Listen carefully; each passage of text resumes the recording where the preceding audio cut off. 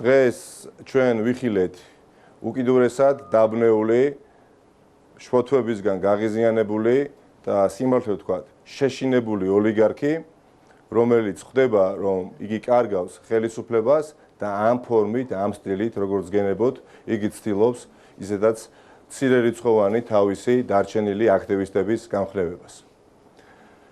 ივანიშვილი დღეს პირველად საჯაროდ და ასე დემონსტრაციულად გადაეფარა ჯალათ გახარიას.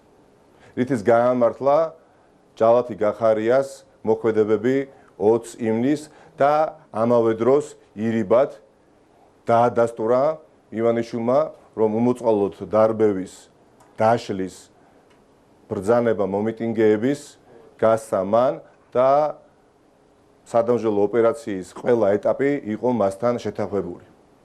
ივანიშვილმა მოახერხა და დღეს პირველად საჯაროდ ასე დემონსტრაციულად განაცხადა, რომ შინაგან საქმეთა სამინისტრო თავიდან ბოლომდე გახლავთ პოლიტიზირებული გადაჭრობების გარეშე. ეს მან თქვა დღეს, სიამაყით თქვა და ისიც დაამატა, რომ ერთ ადამიანზეა აგებული ეს სისტემა.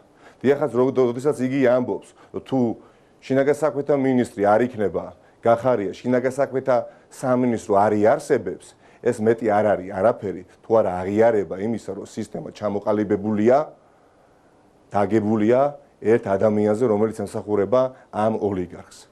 დიახაც, ივანიშვილმა დღეს მოახერხა და განაცხადა, ვციტირებ, რომ გახარია არის მაგარი კაცი და გახარიას თანამდებობიდან გადადგომა ან გადაყენება იქნებოდა ან იქნება სამშობლოს ღალატი.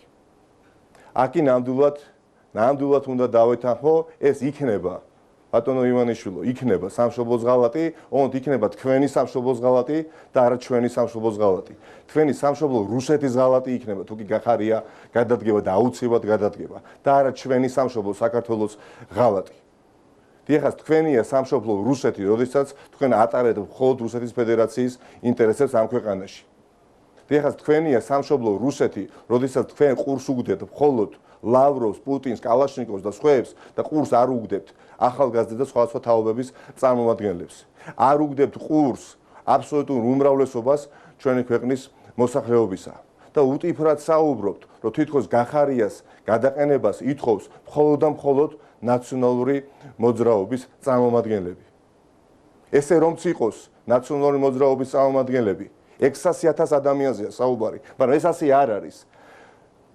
ყველაზე ავტორიტეტული ერთ-ერთი კვლევითი ორგანიზაციაც კი გეუბნება თქვენ, რომელთანაც თქვენ თანამშრომლობთ, იფსოსი, რომ 71% კატეგორიულად ითხოვს ამ ადამიანის თანამდებობიდან გადაყენებას. დღეს თქვენ ბატონო ივანიშვილო ღიად უკვე დაადასტურეთ თქვენი პრორუსული პოლიტიკა. არც ერთი სიტყვა არ წამოგცდენიათ ნეგატიურ ჭრილში გარულოთა დაკავშირებით, როგორც მისი ვიზიტის თაობაზე, ასევე მას შემდეგ, რაც ეს ადამიანი მოსკოვში ჩაფრინდა და იქიდან ანტისახელმწიფოებრივ განცხადებებს აკეთებს. არც ერთი სიტყვა არ დაგცდენიათ ანტისახელმწიფოებრივ განცხადებებთან დაკავშირებით, რომელიც კეთდება ლავროვისა და პუტინის მხრიდან.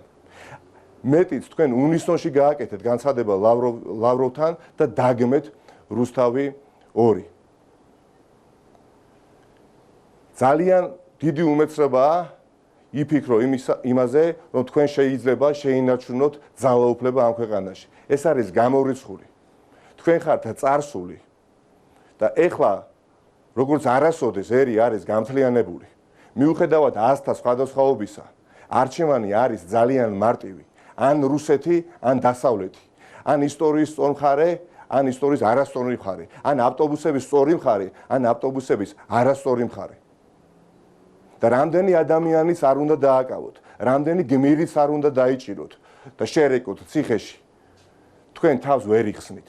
თქვენ აუცილებლად პასუხს აგებთ ისტორიის წინაშე და დამოუკიდებელი პირუთვნელი მართლმსაჯულების წინაშეც კი. დიახაც, გმირები არიან ის ვაჟკაცები, რომელსაც თქვენ და გახარია ეხა ერეკებით ციხეებში. მხოლოდ იმიტომ, რომ მათ გააპროტესტეს ქვეყანაზე თავლაფის დასხმა და გააპროტესტეს რუსი ოკუპანტის ზვიადგამსახურდიას სავარძეში ჩაждდომა. დიახაც, არანაირი წინააღმდეგობაში ისინი არ იყვნენ შესული ქვეყნის სახელმწიფო სპეცდანიშნულების რაზმთან.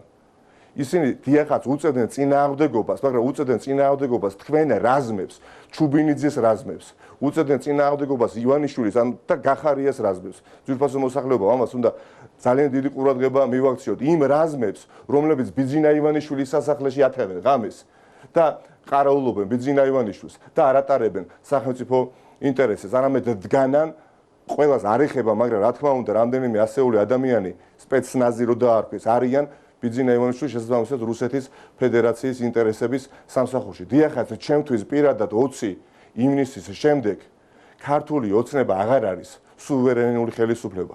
ქართული ოცნება წარმოადგენს საოკუპაციო ძალის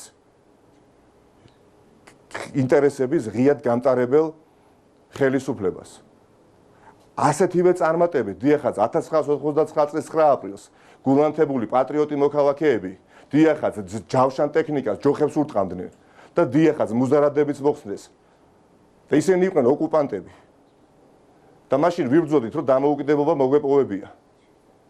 და ივანიშვილი, გახარია და ჩუბინიძე და სხვები არიან ასევე დიახაც ამ საოკუპაციო ძალების წარმომადგენლები დღეს და დღეს ჩვენ ვიცავთ და ყველაფერს ვაკეთებთ და ამ ფერხულში ვართ, რომ შევინარჩუნოთ სუვერენული სახელმწიფო საქართველოს და დამოუკიდებელი საქართველოს დროშა კვლავ ფრიალებდეს.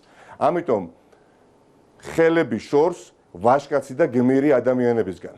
მათ ყველაფერი გააკეთეს იმისათვის, რომ თქვენთვის არ მიეცათ შესაძლებლობა, რომ სახელმწიფო გადაგეტრიალებიეთ და თქვენ ატრიალებდით სახელმწიფოს 20 ივნის, ისინი იბრძოდნენ თავისუფლებისთვის და მათ დაიცვეს თავისუფლება და ასეთივე წარმატებით ისინი თავისუფლებაზე კვლავ გამოვლენ, მაგრამ რთული სათქმელია თქვენ სად იქნებით.